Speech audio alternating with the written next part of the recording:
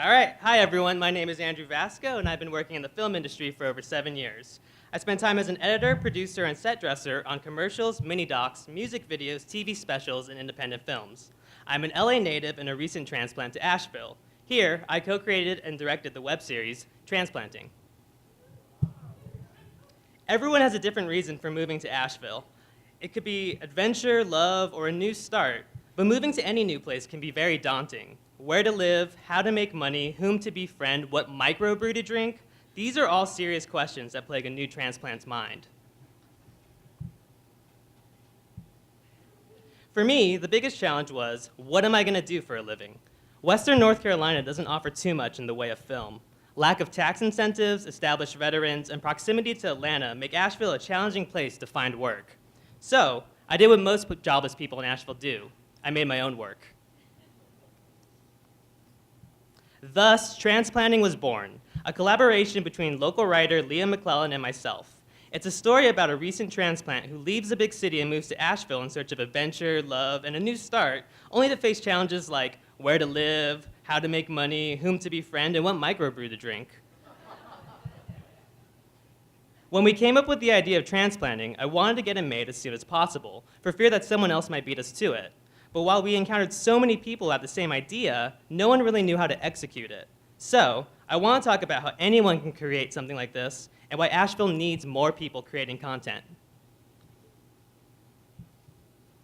First off, I want to debunk the myth of independent filmmaking. The idea that you can go out there by yourself, cast your friends, take your iPhone, and create something amazing with no money as long as the story is good is complete bullshit. Now, I'm not saying it can't be done. I'm just saying that narrative is a very rare one. When making a film for the internet, it's important to know your audience. Most people watching internet videos want quick content so they can move on to the next thing. Short-form content can be just as powerful as long-form. A piece that's too long will often turn off half your audience who feel like they don't have enough time to watch it all. Things work better if they're short and concise. PechaKucha! Excuse me. If you're going to make a film, you need money. You need to save money, raise money, or have money. Film is an expensive art. Cameras, editing software, rentals, props, these all add up. Not to mention paying your crew and talent and still having enough money left over to pay your rent. Fortunately for my narrative, I've been able to accumulate enough gear over time to be almost completely self-sufficient. Working various jobs on sets throughout the years left me with camera equipment, lights, tools, mics, sound recorders, and a full editing suite, along with the knowledge of how to use it all. That saved us a ton of money. On top of that, our crew and talent donated their time, as well as local businesses donating their locations. In exchange, we gave them ad space in our intro in the most Asheville way possible, without it having feel like product placement.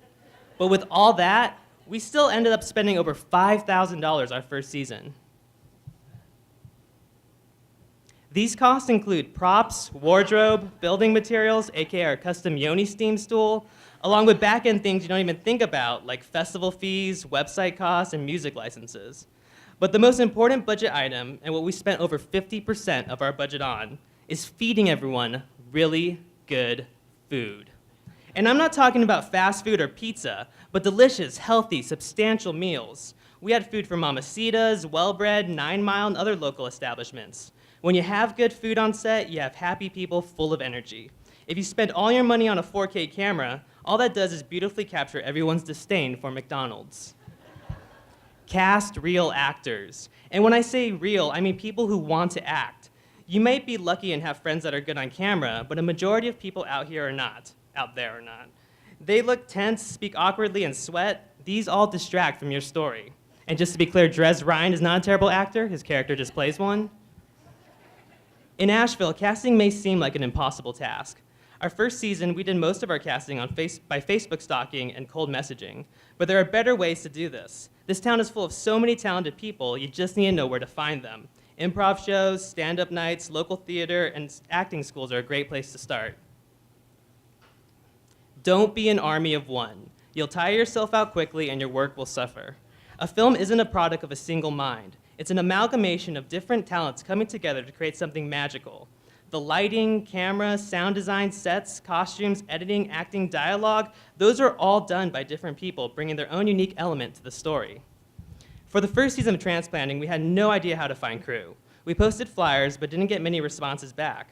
So instead, we had a minimal team of friends who actually had no background in filmmaking. While I was very grateful to have them, it still left me tired and stressed throughout the entire experience. But after the success of the first season, people came out of the woodwork looking to volunteer their talents and time. With so many talented individuals involved with season 2, a large weight was lifted off my shoulders and I was able to focus on my job better. And we were able to provide a space for people to network with each other. So you saved your money, you have your crew, you wrote your magnum opus, you fed everyone well, and when it's finished, it's a big piece of crap. That's okay. Make crap. Make as much crap as possible. Because the more crap you make, the more you hone your craft. And don't be afraid to put it out there. So many projects fall apart in the execution or the edit because of some minor errors. People are afraid of putting bad things out there. But no one's gonna say, Johnny just released his movie and it was a piece of crap. Let's never watch another movie of Johnny's again. They're gonna say, wait, who the hell is Johnny? Until you make a name for yourself, don't worry about what other people think. And when you make that glorious movie, you won't be facing your sophomore slump. You'll just be making another movie you can learn from. Transplanting had so many technical errors its first season, like mismatched eye lines, equipment and reflection, and sound flaws, but we worked around them because we wanted to give people who worked on it something tangible to show for it. Asheville is full of so many talented individuals looking to create something special. Transplanting was a catalyst for connecting so many great people, but we need more catalysts out here. It can be hard work, but if we keep trying, we can create a thriving filmmaking community in Asheville. So, if you want to make movies, go out there, find each other, and make some great crap. Thank you very much.